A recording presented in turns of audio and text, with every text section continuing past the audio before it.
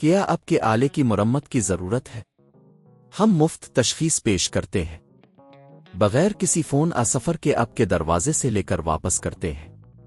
مرمت سے پہلے قیمت بھیجتے ہیں اور صرف آپ کی منظوری کے بعد آگے بڑھتے ہیں۔ سادہ، شفاف اور پیشہ ورانہ۔ تفصیل میں لنک۔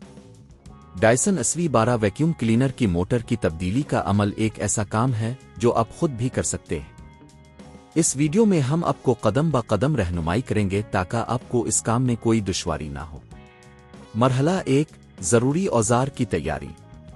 سب سے پہلے آپ کو کچھ اوزار کی ضرورت ہوگی۔ ایک چھوٹا ہی کساگونل اسکریو ڈرائیور، ایک فلپ ہیڈ اسکریو ڈرائیور، پلاسٹک کی چمچ، پلاسٹک کی پینٹ ٹرپر اور نئی موٹر جو آپ نے خریدی ہے۔ مرحلہ 2، ویکیوم کلینر کو بند کرنا۔ یہ ضروری ہے کہ آپ ویکیوم کلینر کو بند کریں اور بیٹری نکالیں تاکہ کسی بھی حادثے سے بچا جا سکے۔ مرحلہ 3، بیرونی حصے کو ہٹانا۔ ڈائسن SV12 کے بیرونی حصے کو کھولنے کے لیے آپ کو ہیکساگونل اسکریو ڈرائیور کا استعمال کرنا ہوگا۔ تمام اسکریو نکالیں اور پھر بیرونی کور کو احتیاط سے ہٹا دیں۔ مرحلہ 4، موٹر تک رسائی۔ جب آپ نے بیرونی کور ہٹا دیا تو آپ کو موٹر تک رسائی حاصل ہو جائے گی۔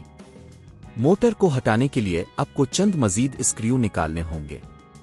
ان کو ہٹائیں اور موٹر کو باہر نکالیں۔ مرحلہ 5، نئی موٹر لگانا۔ اب نئی موٹر کو جگہ پر رکھیں۔ یہ یقینی بنائیں کہ موٹر صحیح طریقے سے فٹ ہو جائے۔ پھر اس کے تمام اسکریو کو مضبوطی سے باندھیں۔ مرحلہ 6، بیرونی کور لگانا۔ جب موٹر کو کامیابی سے لگایا جائے تو آپ کو دوبارہ بیرونی کور کو جوڑنا ہے۔ تمام اسکریو کو واپس لگائیں اور یہ یقینی بنائیں کہ سب کچھ درست ہے۔ مرحلہ 7، بیٹری لگانا اور ٹیسٹ کرنا۔ اب آپ بیٹری کو واپس لگائیں اور ویکیوم کلینر کو آن کریں۔ یہ چیک کریں کہ موٹر صحیح طریقے سے کام کر رہی ہے یا نہیں۔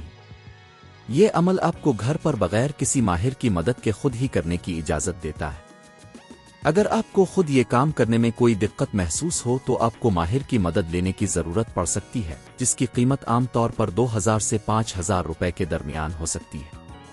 کیا آپ کے آلے کی مرمت کی ضرورت ہے؟